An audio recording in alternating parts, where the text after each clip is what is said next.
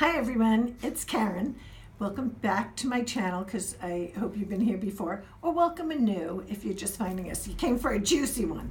Okay everyone, strap in. It's going to be a bumpy night or whatever that thing is because this is my real review of A Wrinkle in Time. Okay, if you read the one that I wrote recently that was about the opening night of it at El Capitan, all of that is true. I love El Capitan. That is the only place you should see this movie. If you're going to see this movie, which after you hear this review, you're either going to not go to it or you're going to go to it just to see if I'm right. And then you'll go, why didn't I listen to Karen to begin with? After you've seen this, you may feel like you saw it because let me tell you, that movie was tedious. And this review may be the same, okay? So here's the thing. I did see it a couple of weeks ago, so I don't know if I remember everything I was so upset about on the way home, but I'll try to give it to you. Starting from the top, yeah, it's me from my show. I cough just to show you that that's who I still am. But you know what the funny thing is, if I can find it. Remember how I used to have notes on my show if you used to watch my show, Karen Starts Review? This is the first time that I'm doing a YouTube video that I actually have notes, but they're not on cards. They're on my cell phone because that's how we do things in this century, actually.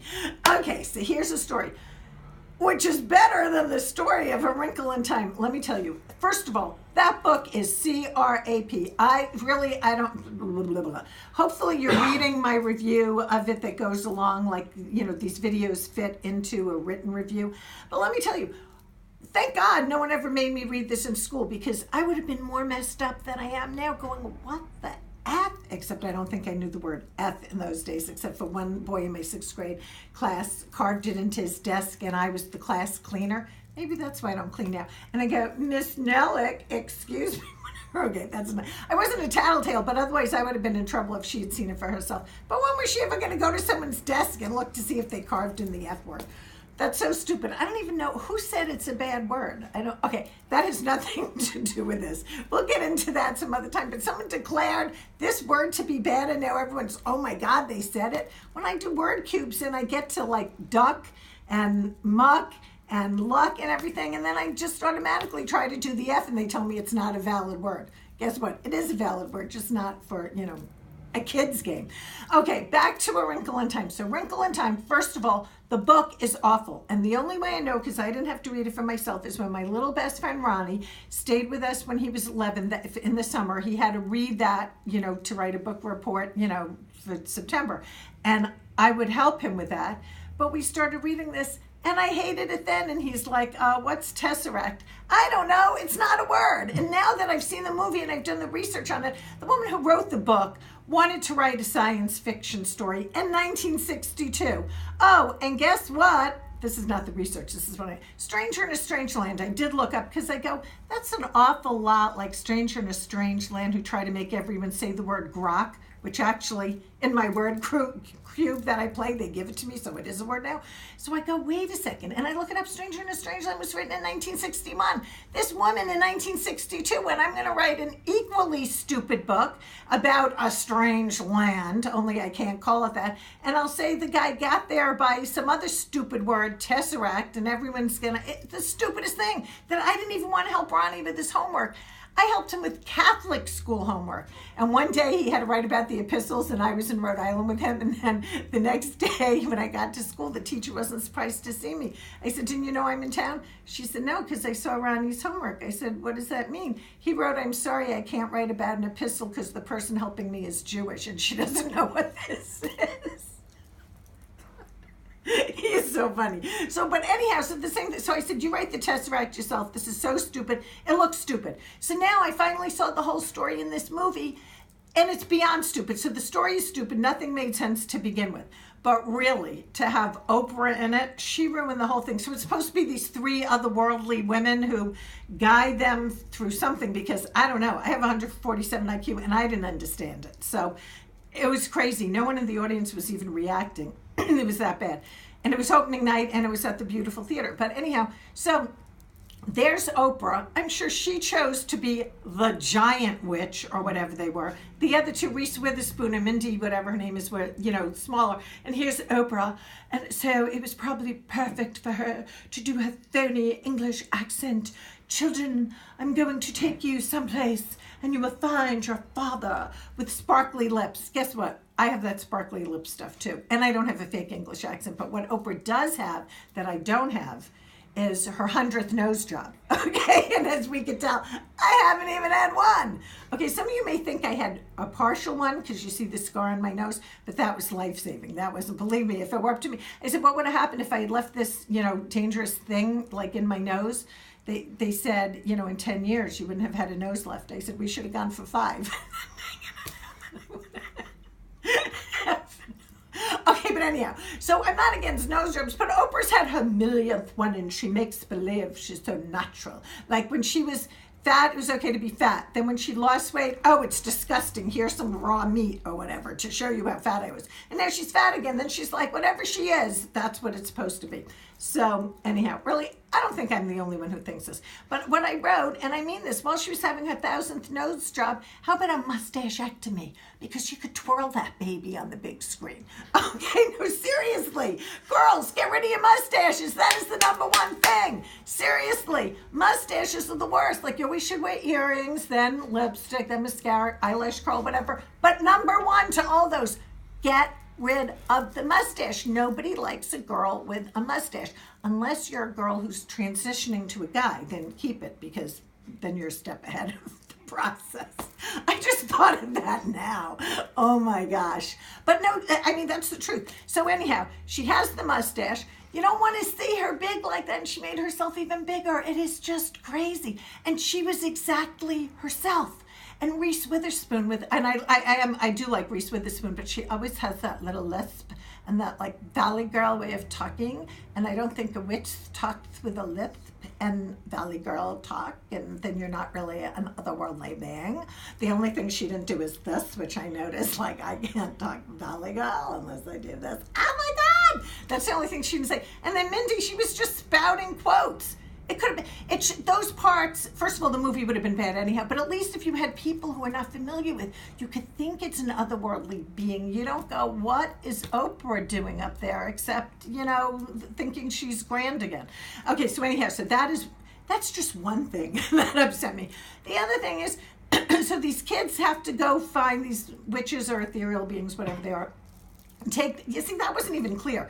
Take these kids to some other world or something where they're going to find her father. The girl's father disappeared because I guess he tesseracted or whatever. I still don't know what the word means. And they kept saying, I had written to Ronnie because Mr. X said, I think that's the book Ronnie was reading when he was here. So I wrote to him, who just turned 25, by the way. And I said, is that the book you were reading here? And he goes, I read that book. I don't know where I was. Hey, thanks for remembering the fun we had here. But no, he remembers the rest of the fun. But anyhow, so I said, I just remember you reading a book about, it had some crazy word like tesoro, and I think they were a brother and sister. So I was right. So that was the book. But it's so stupid. Okay, wait, there was something else I was going to tell you about that, but I have to move on because we don't want the camera to run out of film. That's not how it works. I think you all know that. Okay, but I'm just learning. Okay, so wait, anyhow, there was something, you know what? I'm playing with my hair, but it is so long now that I almost adored myself in the car the other day trying to back up. My hair got caught in the steering wheel, and I'm like, okay, I think, Isadora did it on a scarf, and I always wear scarves now. I thought she did with hair, but, okay, so anyhow, that is why there was a reason I was telling you that too. Who knows? Who knows my reasons for anything? So no, seriously, so A Wrinkle in Time. So there's this wrinkle in time that I guess has to do with the Tesseract or whatever it is, and then they, that was another thing. I could barely make out a word any of these people were saying, and I had bionic hearing, and I was sitting, like, unfortunately, in the 5th row, so Oprah was even bigger in my face, like, kind of scary like that, but I couldn't, no one was speaking clearly, and the music was too loud. I'm like, well, what are they saying? And they kept going, Tessa, because I don't think they knew the word either. So I think they're just going, if I go get the test part wrong, you can figure it out for yourself. But so anyhow, so these people, these kids, so it's a girl, her little brother, and a guy friend who all of a sudden he got caught up in this, and he has a crush on her, and she probably has a crush on him, but she's too insecure to like acknowledge the whatever. So stupid. So just because I was not only was I not insecure when I was young to like, not acknowledge a crush, I thought that I was like so great and that I was really good looking, even though I was so unattractive. And I thought my father was a bad photographer because every picture that came out of me was like fat and with a big nose. I'm like, who is that? My father's really bad at this. Meanwhile, it's exactly what I look like, but no one wanted to break the news to me. Thank God they didn't, because that's how I got to be secure. So anyhow, so this girl and guy and these witches take them, and there are these like horrible, great effects. The effects were great, but horrible if you're caught up in them. That seriously, the people who designed the TV show Lost must have worked on this, because it's that same kind of thing. So at one point, so the three of them, the sister, the girl who's a teenager, the boy who's a teenager, and her little brother. And then this thing takes them and throws them around everything. And when the girl and the guy come out, the little brother's gone. So for 2 seconds, they're like calling for the brother, Charles, which is another name. Why was his name Charles Wallace? I kept thinking they're calling him by his last name. I thought he was adopted because they never made clear where this brother came from, and they didn't really look alike. And I'm like, is she calling him by his real last name? Nice way to treat an adopted kid. You can't just call him Charles. So they call for him 3 seconds, and then all of a sudden they're like, finishing getting cleaned up by a stream, and she's redoing her hair, and the boy goes, I like your hair. And she's like, oh, like this, I'm all wet, and they're wringing out the stuff, and they're having this whole flirty conversation. I'm like, can anyone say, where is the little boy? Like, I just lost my brother. Could we find my brother? And they're like, it was the stupidest thing. Care about your brother. How are we supposed to root for this girl who would rather flirt with a boy than look for her little brother, though, come to think of it? Okay, my lips are sealed on that one. No, in the olden days, I really cared more about my brother. Just not now, but if any, my family issues. You understand? No, nothing bad like that. Bad, but nothing horrific. Well, horrific, but no one touched me. Okay, that's not like that. It's just whatever. Okay, people who aren't nice to my mother, especially when they came out of her body, are, I don't like them.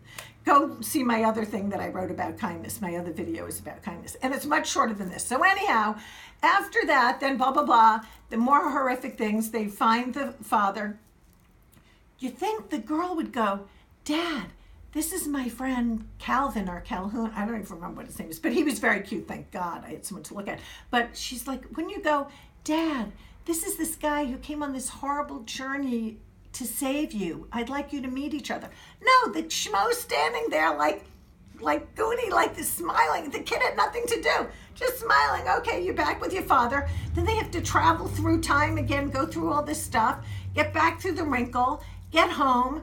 They're talking, this happened, that happened, and the boy's still there. She still doesn't introduce them. The mother doesn't go, introduce your friend to your father, like my mother would have said. And then the boy goes, okay, well, I guess I'm going to go home now and talk to my own father. And she's like, okay, see ya. How about, this is my father we've been searching for 4 years. She didn't even introduce him. That is like the rudest thing I've ever heard of in my life. Okay, so that was horrible. That's a wrinkle for me. This whole movie was wrinkles. Seriously. Wait, I think I do have to, because you know what? I didn't even look at a note. That wasn't a note. It was an email that I don't want to deal with right now, because I don't like to look at my phone that much. But the other thing is, I know it's a little weird. They made the family biracial because that's what everybody does nowadays. But it wasn't in the original book. I don't think it was, because nobody was then. And like, it's nice that everyone is, but it wasn't necessary for this. And it's like they were throwing everything in. They forgot to throw in someone gay, because like there's always someone gay nowadays.